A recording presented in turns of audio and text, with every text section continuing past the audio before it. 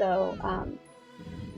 she asked me things regarding, how I handle certain situations, what it's been like, what I've learned from that, and my mom said that the only question from that she didn't think that I really answered was she asked me how I handle a situation when I have multiple tasks to complete and how do I get through that.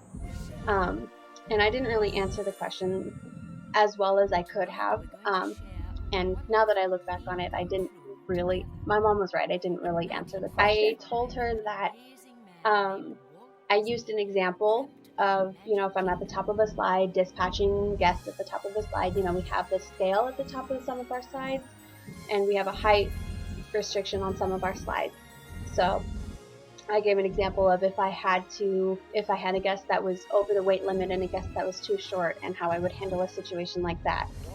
And for some reason I thought I had managed to tie it back into the actual question, but my mom said I didn't, and I kind of agree with her, so could have answered that one a little bit differently. But for the most part, my mom said that my answers were really good. She asked me another question about what my busiest day was like at work and how I handled that day, and my mom said that it was a really good answer. My mom told me afterwards that I stuttered a little bit, and that was mostly because there were some answers I didn't prepare properly for, or some questions that I didn't prepare for, and I just wasn't sure how to, in the moment, I wasn't sure how to answer them, so I stuttered. So anyways, so she said that was kind of,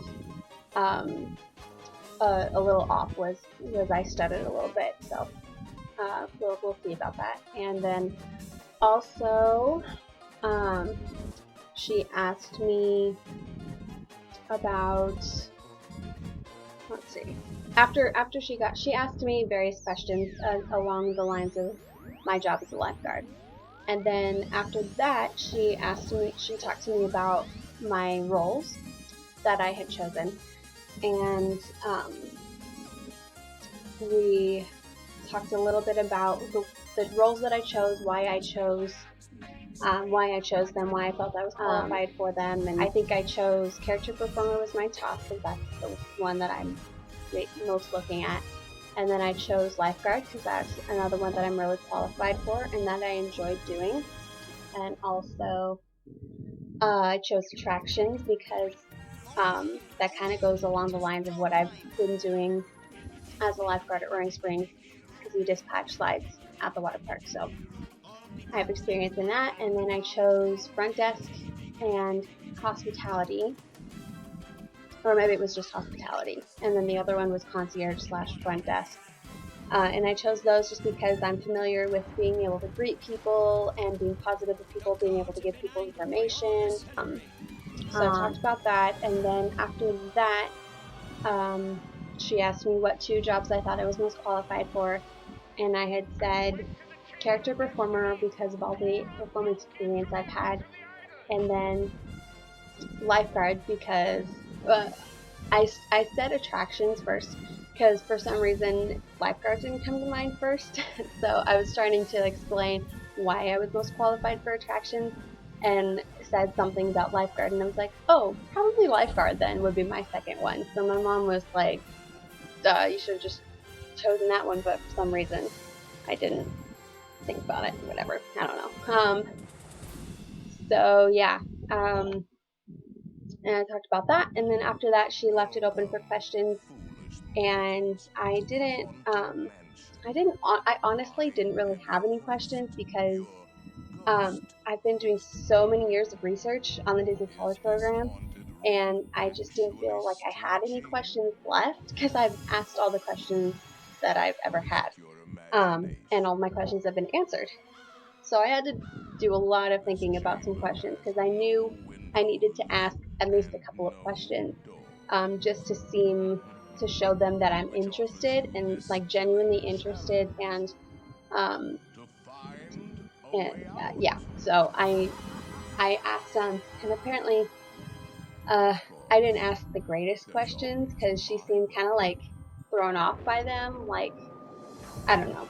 I asked her about if I don't get, if my highest interest role has already been filled by other applicants, will I get offered a backup role? And she was like, well, it's kind of early to say because we're not going to make our decisions until October. So we'll choose the ones that we feel you're most qualified for and go from there. And I was like, okay, didn't really answer my question, but okay. And then after that, she asked me, or no, I asked her, it was about classes.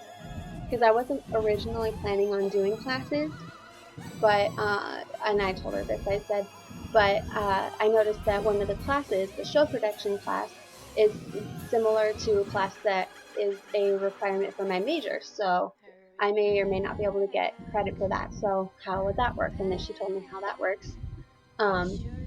But again, the questions I asked, I guess, don't really apply until later on. So it was hard for her to answer them because it was so early. So, but that was really all the questions I could think of. I mean, I've been researching the Disney college programs literally for 7 years. So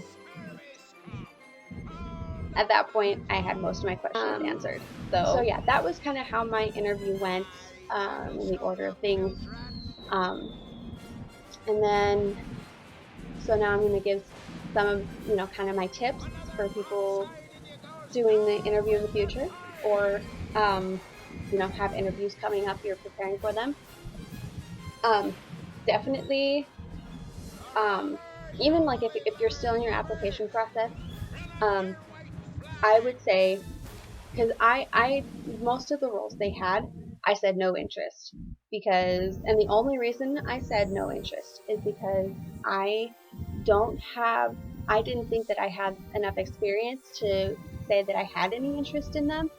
So, and only said that I had interest in roles that I thought I had, that I qualified for. But I would suggest, if you have any interest in any of the roles at all, say that you have at least low interest, because they're going to train you.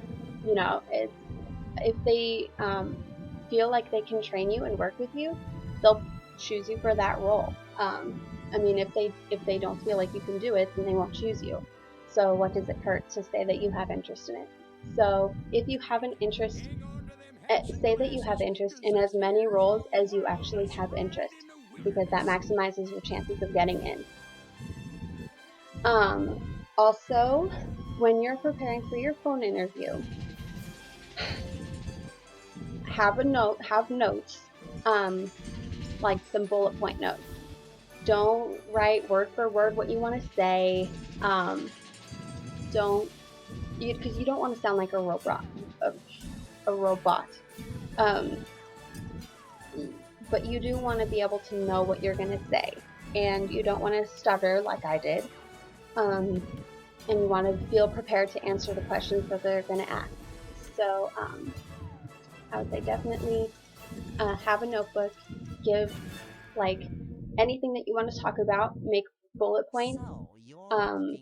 Think about questions that you're pretty sure they're going to ask and prepare an answer for it, and write just basic notes. One thing that I wanted to talk to them about but either forgot or just didn't get the opportunity, feel like I didn't get the opportunity to, was I wanted to tell them about what I researched on their 4 keys to a great guest experience, which are safety, courtesy, show, and efficiency. And I did a lot of research on that, and I'd wanted to tell them about how